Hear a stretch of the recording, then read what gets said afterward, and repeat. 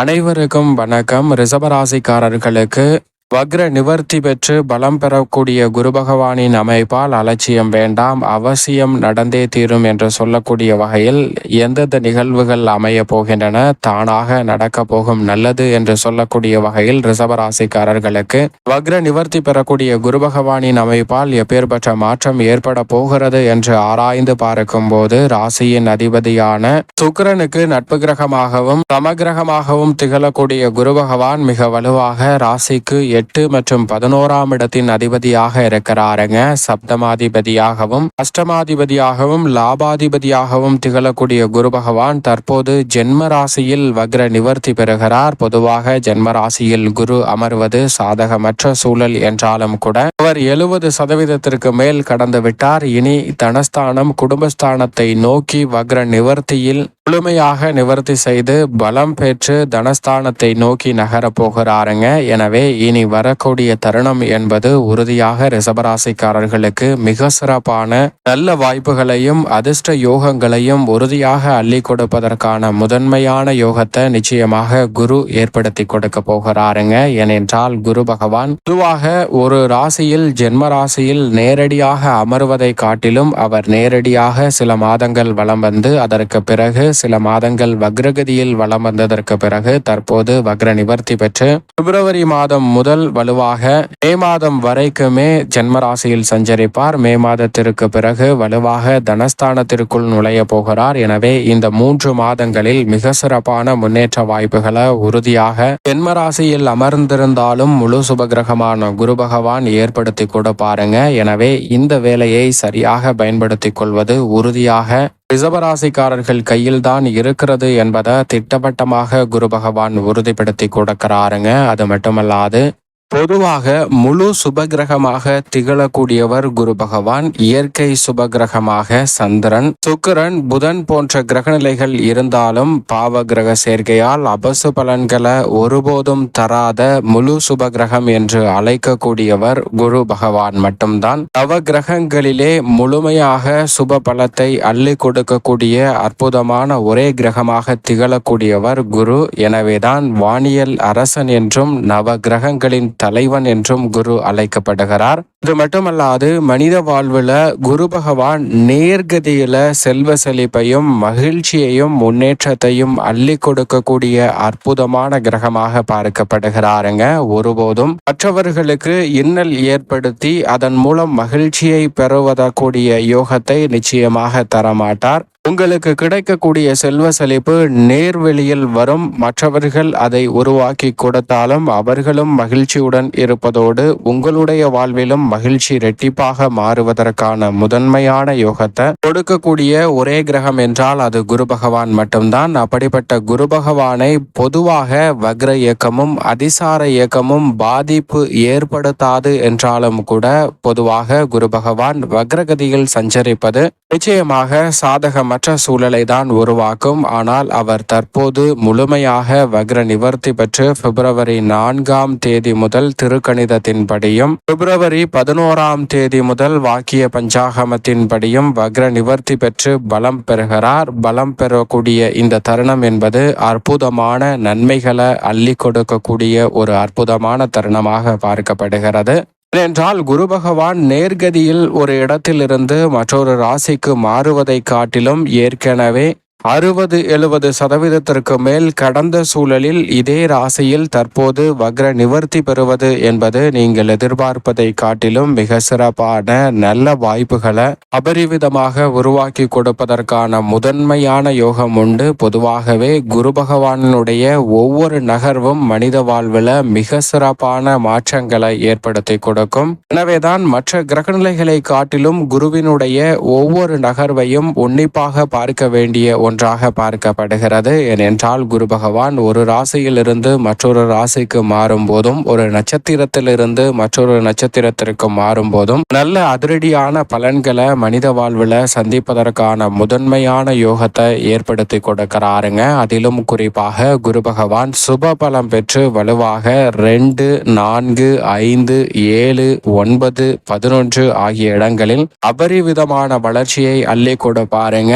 அதே சமயம் தற்போது கடந்த ஆண்டு மே மாதத்திலிருந்து தற்போது பிப்ரவரி மாதம் வரைக்கும் நேர்கதியிலும் வக்ரகதியிலும் வலம் வந்து விட்டார். இனி பிப்ரவரியிலிருந்து மே மாதம் வரைக்கும் நேர்கதியில் வலம் வரப்போகிறார். எனவே இந்த தருணம் என்பது ஜென்மம் அஷ்டமம் போன்ற இடங்களில் சில பாதிப்புகளை ஏற்படுத்திய சூழலும் மாற்றத்தை உருவாக்கக்கூடிய ஒரு தருணமாக அமைய போகிறது. எனவேதான் குரு பகவானினுடைய இந்த வக்ர நிவர்த்தி காலகட்டம் என்பது மிக பெரிய அளவுல ஒரு பொன்னான அற்புதமான காலகட்டமாக பார்க்கப்படுகிறது. எனவேதான் தானாக நடக்க போகும் நல்லது என்று சொல்லக்கூடிய வகையில் பல அபரிவிதமான மாற்றங்களை உறுதியாக சந்திப்பதற்கான முதன்மையான யோகத்தை நிச்சயமாக ஏற்படுத்தி கொடுக்கிறாருங்க குரு பகவான். அது மட்டுமல்லாது குருவிற்கு நட்பு கிரகங்களாக மிக வலுவாக சூரியன், சந்திரன், செவ்வாய் ஆகிய கிரகநிலைகள் பார்க்கப்படுகின்றன. அதே சமயம் பகை கிரகமாக புதன் மற்றும் சுக்கிரனை குரு பார்க்கிறாருங்க.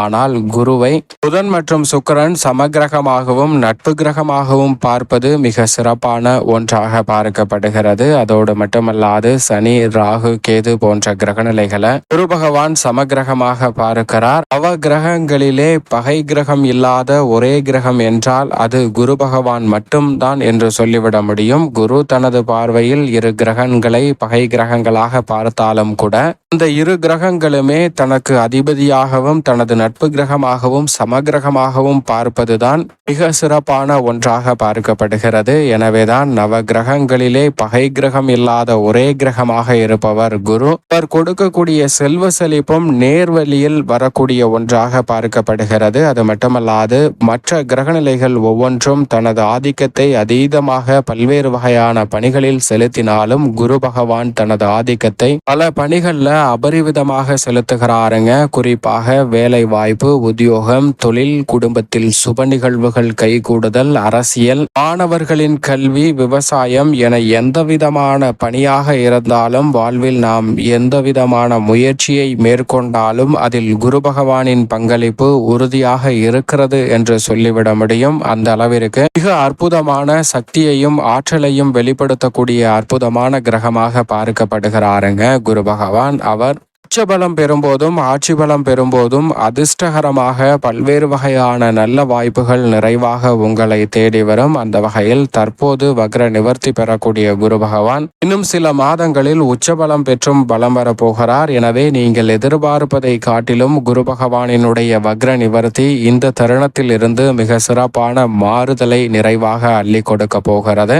அது மட்டுமல்லாது எந்த காரியத்தை கையில் எடுத்தாலும் அதில் தடை தாமதத்தை அதிகமாக சந்தித்து வந்த உங்களுக்கு நிச்சயமாக அதில் இருந்து நல்ல மாறுதலை நிறைவாக ஏற்படுத்தி கொடுக்க போகிறாருங்க முழு சுபகிரகமான குரு பகவான். தடை தாமதங்கள் அனைத்துமே தகர்த்தெறியப்பட்டு உங்களுடைய வாழ்வில் மிக சிறப்பான வளர்ச்சியும் முன்னேற்ற வாய்ப்புக்கும் வழிவகை செய்யக்கூடிய வகையில் குரு பகவானினுடைய வக்ர நிவர்த்தி அமைய போகிறது. அது மட்டுமல்லாது குரு பகவான் தனித்து இருப்பதை விட மற்ற கிரகநிலைகளுடன் சேரும் போது பாவ கிரகங்களின் பாதிப்புகளும் அபசு பலன்களும் குறைந்து புனிதமடைவதற்கான நல்ல வாய்ப்பும் நிறைவாக கிடைக்கும். குரு பகவான் மற்ற கிரகங்களுடன் இணையும் போது பல்வேறு வகையான யோகங்களை ஏற்படுத்தி கொடுப்பார். அதிலும் இந்த வேளையில் சந்திரனுடன் இணைகிறார். குரு சந்திர யோகம் மிக பெரிய அளவிலான அபரிவிதமான மாற்றத்தை உறுதியாக ஏற்படுத்தி கொடுக்கிறது. அது மட்டுமல்லாது குரு பார்க்கின் கோடி நன்மை என்று சொல்வார்கள். குரு பகவானினுடைய சுப பார்வை மிகவும் அபரிவிதமாக கிடைக்கும் போது மிக பெரிய அளவில் இருக்க கூடிய சங்கடங்கள் கூட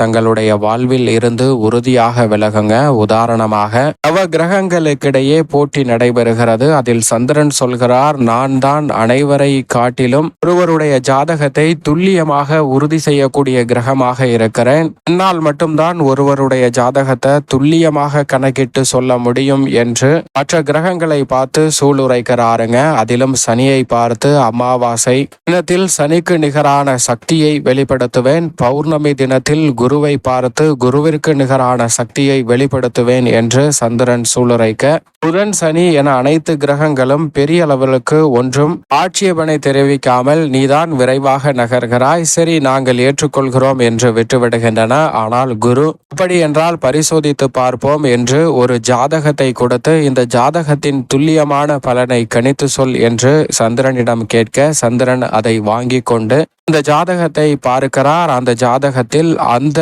குழந்தை பிறந்து 1 வருடம் முடியும் தருவாயில் ஒரு சர்ப்பம் ஒன்று தீண்டி அந்த குழந்தையானது இறக்க போகிறது என்பதை துல்லியமாக சந்திரன் கணிக்கிறாருங்க. இந்த பலன்களை குருவிடம் தெரிவிக்க குரு சரி பார்ப்போம் என்று சொல்லிவிடுகிறார். அந்த குழந்தையும் அதுபோல் பிறக்கிறது. அந்த குழந்தை பிறந்து சில மாதங்கள் உருண்டோடுகின்றன. அந்த குழந்தைக்கு 1 வயது நிவர்த்தியாகக்கூடிய ஒரு தருணமும் வருகிறது. அப்போது சந்திரன் குருவிடம் வந்து, நீங்கள் கொடுத்தபடி ஜாதகத்தை துல்லியமாக கணக்கிட்டேன், அது சரியாக நடக்கிறதா என்று பார்ப்போம் என்று குருவை அந்த குழந்தையை பார்க்க கூப்பிடுகிறாருங்க சந்திரன். ஆனால் குரு வருவதற்கு மனமில்லாமல் அந்த குழந்தை இறக்க போகிறது என்று சொல்கிறாய், அதனால் நான் வரவில்லை, நீயே சென்று அந்த குழந்தைக்கு என்ன நடக்கிறது என்று பார்த்து வந்து என்னிடம் சொல் என்று சொல்ல, சந்திரன் விடாப்படியாக குருவை பார்த்து, மற்ற கிரகநிலைகள் ஒன்றும் எனக்கு எதிர்ப்பு தெரிவிக்கவில்லை, ஆனால் நீங்கள் மட்டும்தான் எதிர்ப்பு தெரிவிச்சீங்க, அதனால் நீங்கள் வந்தாதான் போவேன் என்று அடம் பிடித்து குருவை இந்த குழந்தை படுத்திருக்கக்கூடிய தொட்டிக்கு அருகாமையில் கூட்டி செல்கிறார். குருவும் என்ன சொல்கிறார் என்றால், எனக்கு வருவதற்கு மனமில்லை, நீதான் என்னை வற்புறுத்தி கூப்பிடுகிறாய், உன்னால் தான் நான் வருகிறேன் என்று சொல்லி அந்த இடத்திற்கு வருகிறாருங்க. அந்த இடத்திற்கு வந்து பார்க்கும் போது இந்த குழந்தை தொட்டிலில் உறங்கி கொண்டிருக்கிறது. அப்போது அந்த குழந்தை உறங்கி கொண்டிருக்கும் தொட்டிலுக்கு மேல் பகுதியில் மரத்தின் வழியாக ஒரு பாம்பு ஒன்று உள்ளே வருகிறது. அந்த பாம்பு பைய இந்த தொட்டியின் மேல் பகுதியில் வந்து இந்த குழந்தையை கடிப்பதற்காக கீழே குதிக்க பார்க்கிறது. அப்போது அதன் வால் இந்த தொட்டி மாட்டிவிடப்பட்ட கம்பியில் மாட்டிக்கொள்கிறது. எனவே அந்த பாம்பு ஊஞ்சல் போல் அங்கும் இங்கும் ஆடுகிறது. அப்போது விழித்து கொண்ட அந்த குழந்தை அந்த பாம்புவை பார்த்து ஏதோ விளையாட்டு பொம்மை ஆடுவது போல் நினைத்து மிகுந்த மகிழ்ச்சியை வெளிப்படுத்தி சிரிக்கிறது. அப்போது சந்திரன் குருவை பார்த்து, இன்னும் சில வினாடிகளில் மரணிக்கக்கூடிய இந்த குழந்தை எவ்வளவு மகிழ்ச்சியாக இருக்கிறது பார் என்று குருவிடம் சொல்ல, குருவும் அந்த குழந்தையை பார்க்கிறார். அப்போது இந்த பாம்பானது பலத்த காற்றின் மூலமாக அங்கிருந்து மேலே தூக்கப்படுகிறது. உடனே அங்கிருந்த துவாரத்தின் வழியாக அந்த பாம்பு அங்கிருந்து வெளியே சென்று விடுகிறது. அப்போது சந்திரனுக்கு பெரிய அதிர்ச்சி. என்னவென்றால், நாம் கணித்தது எப்படி தவறாகிவிட்டது என்று அந்த ஜாதகத்தை மீண்டும் எடுத்து பார்க்கிறது. அப்போது அந்த ஜாதகத்தில் அனைத்து கட்டங்களும் லக்கணங்களும் அனைத்துமே சரியாக இருக்கிறது. இதில் குரு பார்வை கூட இல்லை. இந்த குழந்தை எப்படி பிழைத்தது, அந்த பாம்பு எப்படி பிழைத்தது என்று ஆச்சரியத்தில் வியந்து குருவிடம் கேட்க, குருவோ மீண்டும் சந்திரனை பார்த்து கேட்கிறார், அந்த ஜாதகத்தில் என்ன இல்லை என்று சொன்னாய் என்று கேட்க, குரு பார்வை கூட இல்லையே என்று சொன்னேன் என்று சந்திரன் சொல்ல, ஜாதகத்தில் குரு பார்வை இல்லை, ஆனால் நீதான் அந்த குழந்தைக்கு குரு பார்வை கிடைப்பதற்கான வாய்ப்பை உருவாக்கினாய், அதனால்தான் அந்த சர்ப்பமும் பிழைத்தது, அந்த குழந்தையும் நீண்ட ஆயுள் பெற போகிறது என்று சொல்கிறாருங்க. இது போன்றுதான் மனித வாழ்விலும் மிகப்பெரிய அளவிலான சிரமங்கள் சூழ்ந்தாலும் அத்தனை சிரமங்களையும் தகர்த்தெறிந்து முன்னேற்றம் பெறக்கூடிய வகையில் மிக பெரிய சங்கடங்களை கூட குருவின் பார்வை அற்புதமாக நிவர்த்தி செய்யும். இந்த வகையில் குருவினுடைய பார்வை பல்வேறு இடங்களில் வலுப்படுத்துவதால் மிக சிறப்பான நல்ல மாற்றம் உறுதியாக உங்களை வந்து சேர்வதற்கான முதன்மையான யோகம் உண்டு. குறிப்பாக ரிசர்வராசிக்காரர்களுக்கு குரு பகவான் ஜென்மத்தில் அமர்ந்திருந்தாலும் தனது சுப பார்வையை 5, 7, 9 ஆகிய இடங்களில் செலுத்துகிறாருங்க. பூர்வ புண்ணியஸ்தானமாகிய 5ஆம் இடம், சப்தமஸ்தானமாகிய 7ஆம் இடம் மற்றும் பாக்கியஸ்தானமாகிய 9ஆம் இடம் ஆகிய இடங்களில் மிகவும் அபரிவிதமாக செலுத்துகிறார். குரு பார்க்கின் கோடி நன்மை என்று சொல்லக்கூடிய வகையில் குரு பகவானினுடைய சுப பார்வை பூர்வ புண்ணியஸ்தானத்தில் அபரிவிதமாக கிடைக்கக்கூடிய இந்த வேளையில் உறுதியாக பூர்வீக சொத்துக்கள் ரீதியான பல பிரச்சனைகள், நெருக்கடிகள் இந்த தருணத்தில் முற்றிலுமாக விலகும். நீங்கள் எதிர்பார்ப்பதை காட்டிலும் உடன் பிறந்தவர்களுக்கிடையே ஒற்றுமை அதிகரிக்கும். மிக பெரிய அளவில் இருந்து வந்த பங்காளி சண்டை மற்றும் பல்வேறு வகையான பாக பிரிவினை, நிலத்தகராறு, நீதிமன்ற வழக்குகள் என எதுவாக இருந்தாலும் பூர்வ புண்ணிய ஸ்தானத்தை தனது சுப பார்வையால் மிகவும் வலுவுள்ளதாக மாற்றுகிறார். அதிலும் வக்ர நிவர்த்தி பெற்று பலம் பெற்று மாற்றுகிறாருங்க. எனவே இது போன்ற